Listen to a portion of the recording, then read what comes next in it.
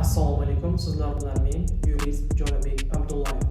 Bugun hujjatlari bor bo'lib turib ham militsiya xodimlariga 10 ming, 30 ming, 50 mingni shunchaki berib yuborayotgan yurtdoshlarimiz haqida gaplashamiz.